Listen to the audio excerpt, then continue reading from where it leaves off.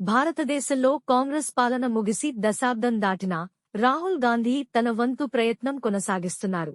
ఇందులో భాగంగా జార్ఖండ్ కాంగ్రెస్ నాయకులు డజన్ల కొద్దీ వాహనాలతో బీహార్లోని నవాదాలో మంగళవారం జరిగిన మతదాత అధికార్ యాత్రకు చేరుకున్నారు. రాహుల్ ర్యాలీలో రాష్ట్ర కాంగ్రెస్ అధ్యక్షుడు కేశవ్ మహతో, కమలేష్, మాజీ అధ్యక్షుడు రాజేష్ ఠాకూర్, మంత్రి దీపికా పాండే సింగ్, ఎమ్మెల్యేలు, కార్యకర్తలు పాల్గొన్నారు. ఈ సమయంలో భద్రత కోసం మోహరించిన పోలీసు అధికారిని రాహుల్ వాహనం ఢీకొట్టగా సిబ్బంది బయటకు తీశారు. రాహుల్, అతని క్షేమం తెలుసుకున్నారు. ఈ సంఘటనతో యాత్రలో గందరగోళం నెలకొంది. కాగా లోక్ సభలో ప్రతిపక్ష నాయకుడు రాహుల్ గాంధీ ఈ రోజుల్లో బీహార్లో ఓటరు హక్కుల యాత్ర చేస్తున్నారు. మంగళవారం ఈ యాత్ర గయ నుండి నవాదాకు చేరుకుంది.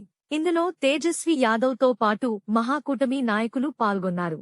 బీహార్లో లక్షలాది ఓటర్ల పేర్లు జాబితా నుంచి తొలగించారని ప్రతిపక్షం ఆరోపిస్తూ ఎన్నికల సంఘం, బీజేపీ కలిసి ఓట్లు దొంగిలిస్తున్నారని అంటోంది.